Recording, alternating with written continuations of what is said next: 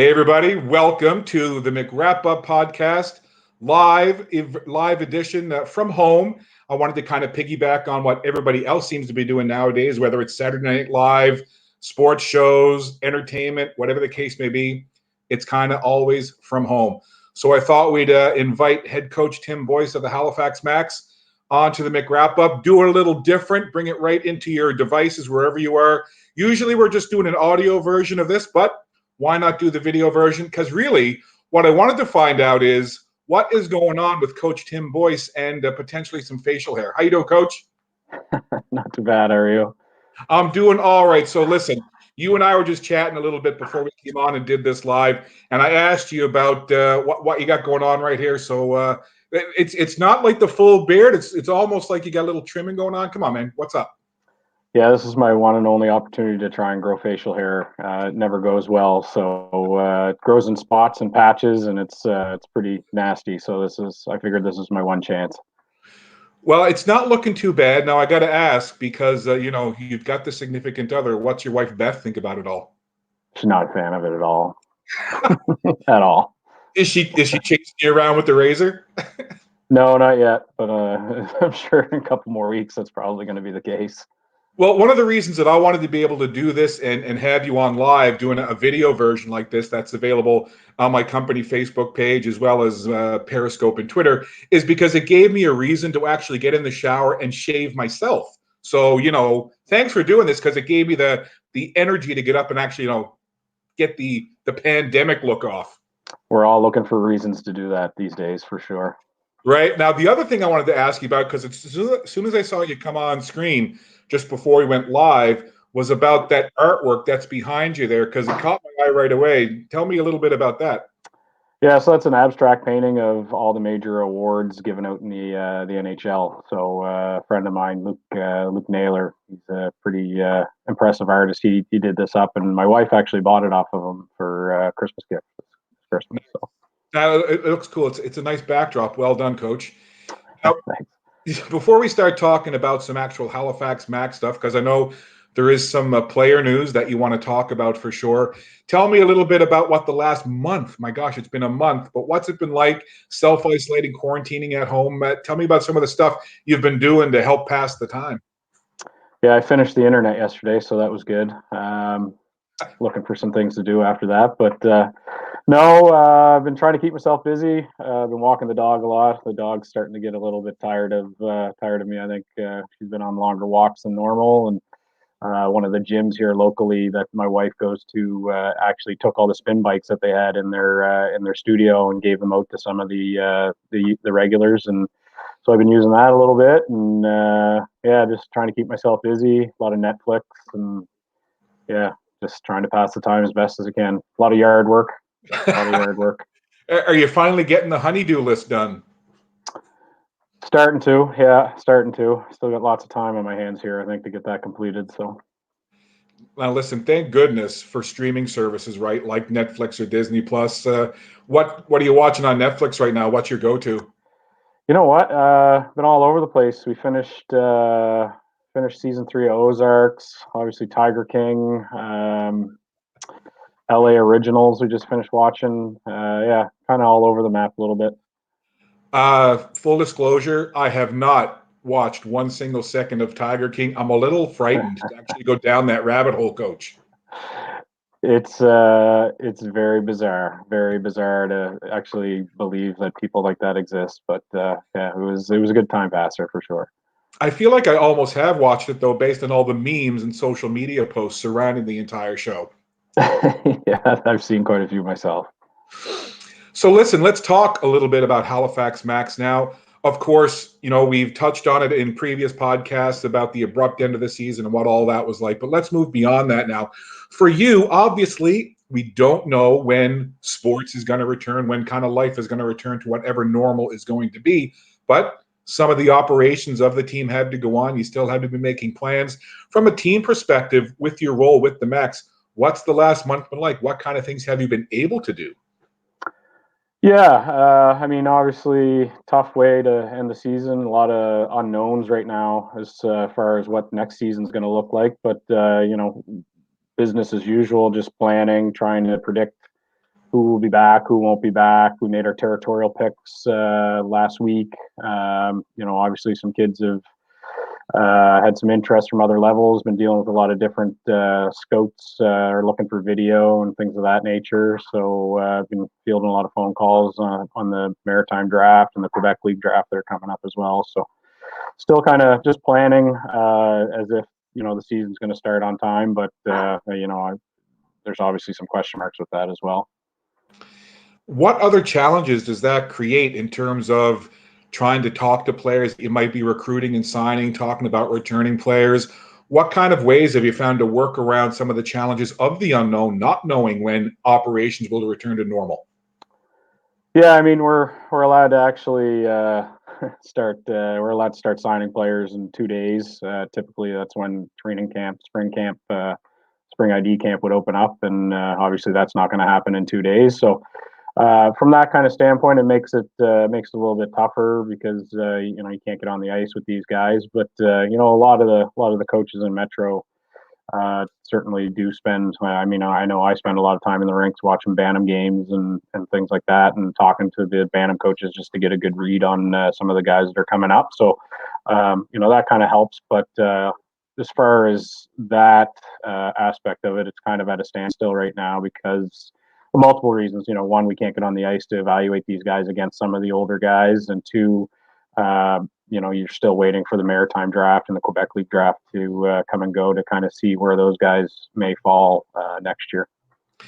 And I know it's been so strange, I guess, trying to get used to this new normal for all of us. What about in terms of keeping in touch with your current roster, guys that for the most part are going to be coming back next year? What kind of things you have been doing to reach out to them and to keep the lines of communication open? Yeah, a lot of text messages. We did a Zoom call with all the guys there. Just kind of kept it light. It was some good entertainment for an hour. But just every year at around this time, I always have conversations with the second year guys, just to see where their heads at with regards to playing junior, tier 2 junior versus coming back to midget. And when it comes to that stuff, I always tell them the ball's in their court. They understand what our program's about and what we can offer, and there's definitely some knowns here, and it's up to them to kind of figure out the unknowns of moving on. And if it's a good fit for them, all the best, because that's kind of why we're here, to move these guys on. And what about some player news in terms of players that were with the squad that were graduating, senior players moving on? Any updates that you can give us with any of those guys? Yeah, last week found out that Morgan Lake committed to Smith Falls in the CCHL in Ontario. So that was awesome. Good, great news to hear for him. We've had some good success over the last couple of years with some of the guys that have been kind of cast off by the other Metro teams. Cameron Brown was here last year with us and ended up as playoff MVP and moved on to Bridgewater. Mitch Camo. Morgan's just another guy on that list. So we're super happy for him. I think this level, it's more about working with these kids and trying to put them in roles to succeed. And I think there's good in all of these kids, and if you take the time to communicate with them and develop them, then obviously they can move on to higher levels. And we're happy that Morgan got that opportunity with us, and he's going to get an opportunity to go play in an excellent league next year. So good for him. Yeah, congratulations to Morgan. And a little bit later on, before we wrap this broadcast up, I'll tell everybody that they might get a chance to see Morgan tomorrow night, but we'll talk about that in a second. And something else, Coach, you build such a close relationship with your players over the 1, 2, or sometimes 3 seasons that players are with you, sometimes longer if they're affiliates or what have you. What about players that moved on last year that were playing in other leagues this year that then shut down? Have you had some of your last year alumni that have moved on reaching out to you, kind of saying, hey, Coach, what's going on? Have you had those conversations with any of those guys? Yeah, you always get guys that contact you looking for advice. Like I had a good conversation with Liam Oxner there a couple of weeks ago, and there's certainly some other guys that I've had conversations with. So one thing with our program is when you leave, we try and keep in touch with these guys, whether it's hockey related or just life, personally, school, things like that. Once you leave our program, we don't look to cut all ties. We're certainly invested and want to know, make sure that all of the guys in our program are doing well. So. Now, I referenced tomorrow night. Before we came on to do this broadcast, I reached out to you, and I started something new last week that I'm going to try and do every week: Tuesday night trivia. Last week it was the basketball edition with members of the Moncton Magic from the National Basketball League of Canada. Tomorrow night, Coach, 7 p.m. Atlantic time, right here on these same social media channels. It's going to be Tuesday night trivia, Halifax Max edition. Are you ready? I'm hoping that I can perform. I want to put a good performance in here. Well, no pressure, but you are going to be going up against three members of the Halifax Max. Tell us what three guys are going to be joining you and myself on the Tuesday night trivia tomorrow night.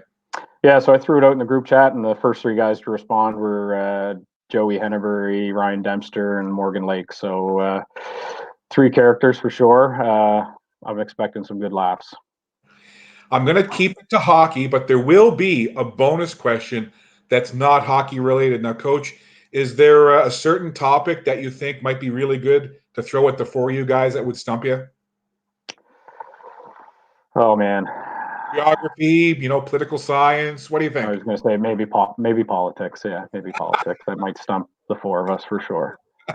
And I'm not sure. Now, listen, I don't want to lean it too heavily in your favor with one or two questions, but who might be a good person that I can reach out to between now and tomorrow night to get some Halifax Max trivia, maybe a question or two that you might not even know the answer to? Is there somebody that might be able to help me out there? I would say Cliff and Shiloh Blair would probably be the smartest people to contact on that because they've been around for quite some time. So, and I got to say, Cliff keeps angling, trying to get his way onto the podcast. I'm going to have to get him on. Maybe we'll get him on one of the trivia nights and get him on as a contestant. What do you think? yeah, maybe if you've got like a late night edition of one of these podcasts, it might be a good time to put them on. Like maybe after 11 type of deal? After hours, yeah. Yeah, okay, Yeah. fair enough. Final thing for you, Coach. Obviously, we'll talk to you tomorrow night for the trivia, and we'll be doing more of these Halifax Max, the McWrap Up podcast as we go along, just to keep the fans kind of updated. But for you, over the next few weeks, what are other things, on your calendar that you've got circled from a team operation standpoint that you're looking toward? Yeah, I mean, right now I think it's kind of just waiting to see what happens with the Quebec League drafts and the Maritime drafts with all of our guys. It doesn't look like we're going to get an opportunity to get on the ice before those. So, yeah, I mean, all you can do is just continue to plan, hope for the best, hope that everybody's doing their part to stay home and flatten the curve here. And I think the more people that do that, the sooner we're going to get back on the ice and start doing the things that we love to do on a regular basis. Most definitely. I think one of the happiest days in my life will be when things return to whatever normal is going to be, but certainly seeing sports back on the ice, back on the field, back on the court, whatever the case may be. And I got to ask you this one quick before you go, because I know you're a giant New England Patriots fan. Whenever the NFL season returns, Tom Brady not going to be wearing the Pats colors. Give me your thoughts, Coach. You know what? I don't know. I got to wait and see who they're going with. Once they finalize and actually announce who they're going with as their starting quarterback, then I can comment further. So we'll see.